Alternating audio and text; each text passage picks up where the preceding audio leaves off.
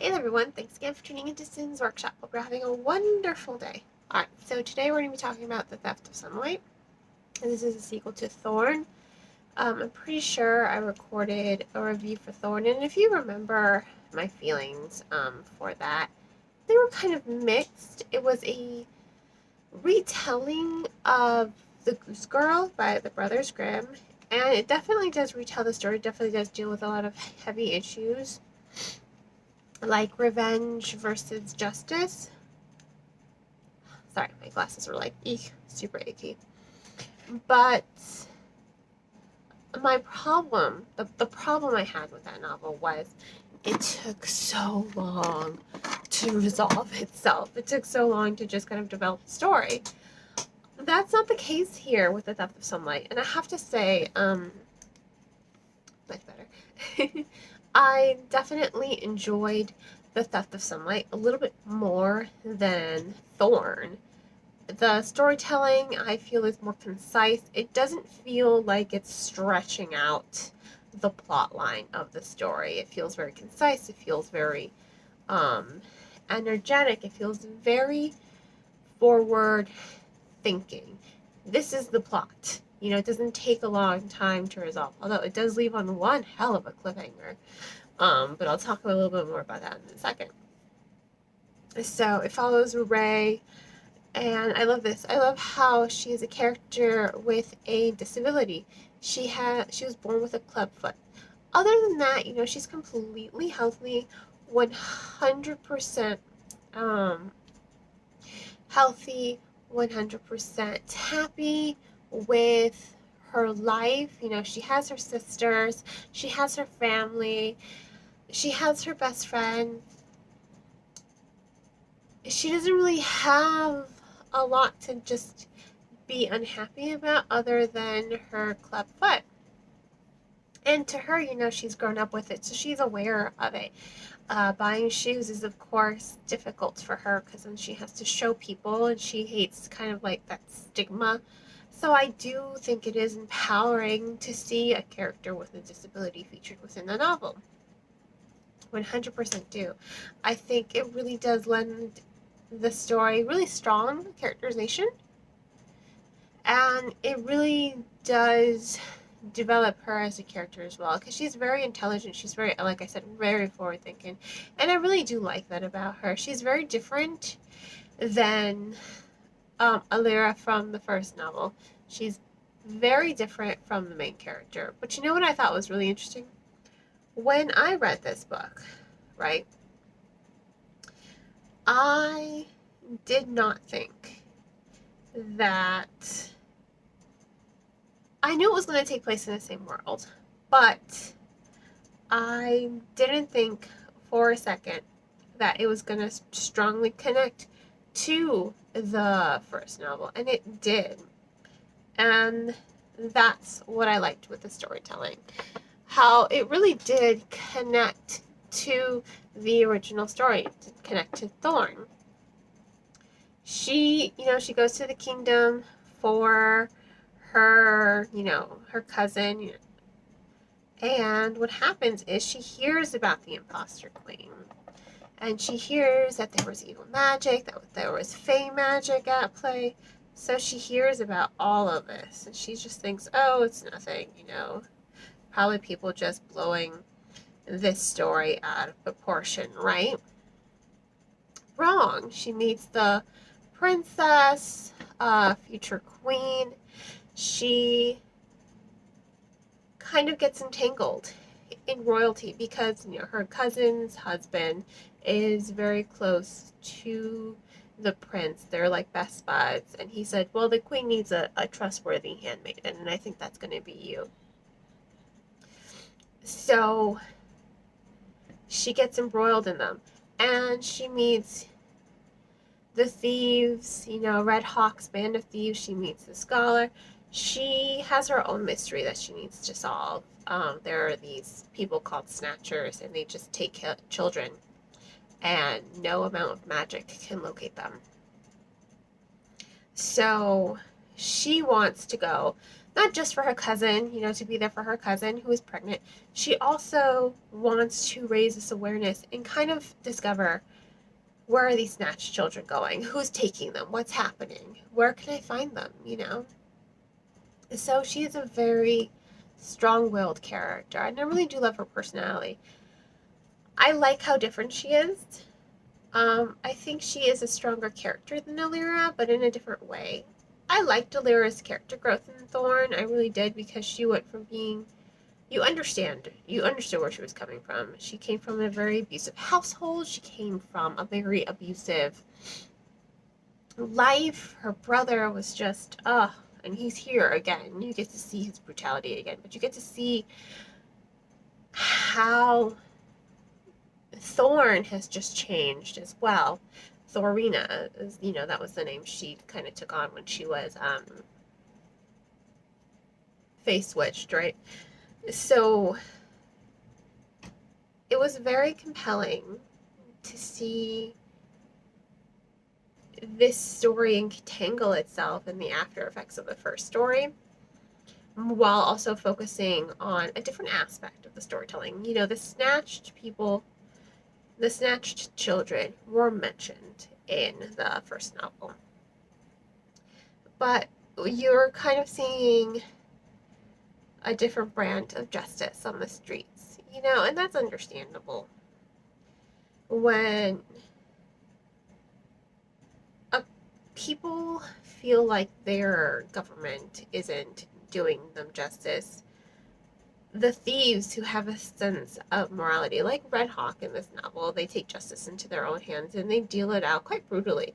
Like in the first novel, in Thorn, one of her friends gets brutally raped and ends up dying from her wounds. No one really looked for her. It was the thieves who eventually found her, and they dealt out their own kind of justice.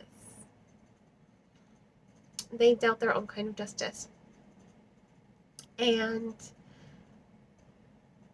it was a very powerful scene. It was brutal, but you were just like, yeah, they kind of deserved it.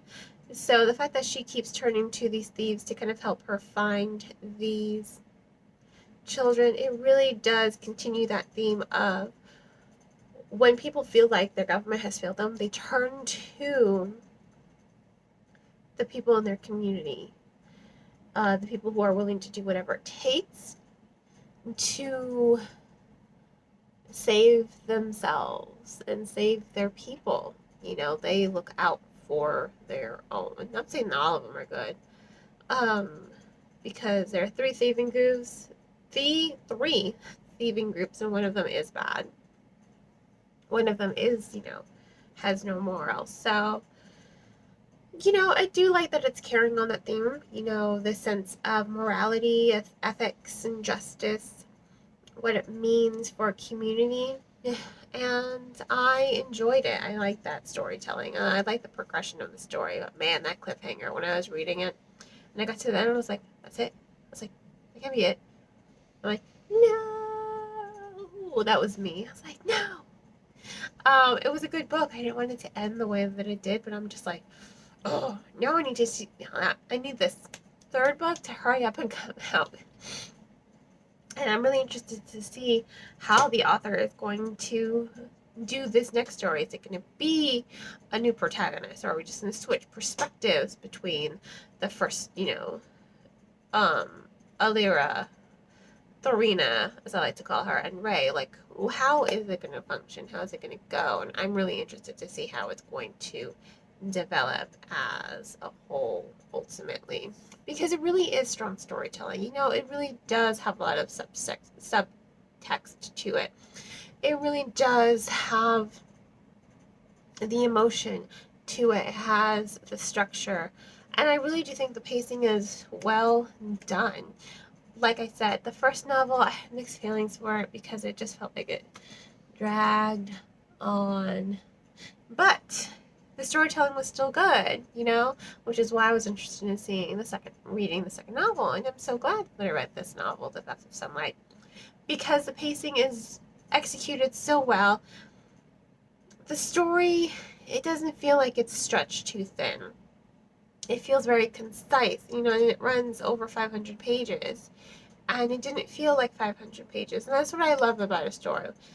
Like, you go to the bookstore, you see, like, these really thick books, and you're just like, even book readers like me, you just kind of get, like, this daunting feeling, like, how long is it going to take me to read this book? Is it going to be a good book or, like, kind of an iffy book? So I always like to start reading books at the bookstore before I buy them. That's the kind of person I am. And I understand. Sometimes it can be a little daunting, especially when you have, like, a really large to-be-read pile. You think I've read those books right here behind me? I have not. And I've got more books in my closet over here. And this cabinet over here is full of books I haven't read. And I got a cabinet right here, same exact size, make, model, full of books that I haven't read. So I get it. I understand. When you get a thick book, you're just like, how long is it going to take me to read this so I can continue with my to-be-read pile? So sometimes it feels a little daunting when you pick up a really thick book. But when it is written really well, like this one was, it's a breeze. You just kind of flow through it. And it just doesn't feel long. I hate long books that feel long. I hate short books like this that feel like long. I love it when I can lose myself in a story. So length to me doesn't always matter, because I'm just like, oh yeah, I can totally read this. Oh, well, I pretty much read everything I have my hands on. And if I don't like it, I just close it and donate it to the library. One person's trash is another person's treasure. So I always donate my books to the library or offer them as giveaways. If I like the book but I don't need to keep it, give it away. If I didn't like the book at all, library. So I understand. Sometimes it can be daunting, but I love a good story that you can lose yourself in it. It can be 1,000 pages. It can be 1,200 pages. As long as it doesn't feel like it's long, like it's dragging. Like you're just like, oh God, I have to pick up this book and finish reading it, And that's how I feel with some books that are like this thin versus books that are this thick.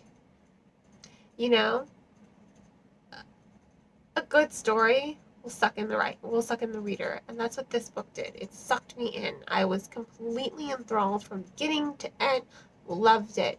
I love the themes, the social themes that are in the story. I love the characterization. I love the diversity. I love the representation of people with disabilities. I think it's great whenever you see someone, because there's an audience for it. Everyone who exists in the real world deserves to be represented in a story. I just read 2, like, months ago, not just read, books with the main character. They had autism and they were the hero. Like, that's great. I think there's a lot of stigma still in society regarding people with disabilities. And it's nice to see them represented in literature in such defining moments and ways. So, once again, this was The Theft of Sunlight. I'm going to go ahead and give it 4 stars. It was a really good book. I can't believe it ended the way it did. I need to see how it's going to go next. So if you want to go ahead and purchase the book, I do recommend purchasing the book from your local bookstore or online book retailer. I will include my own link to bookshop.org, where a percentage of all proceeds do go to supporting local booksellers. If money's tight, please check out the book from your local library. And on that note, I hope you all will continue to support me by liking this video, subscribing to my channel, sharing it with all your book-loving friends. And you can also become a supporter on Buy Me a Coffee or by purchasing one of my handmade candles. Hope you all have a great and wonderful day. And as always, happy reading.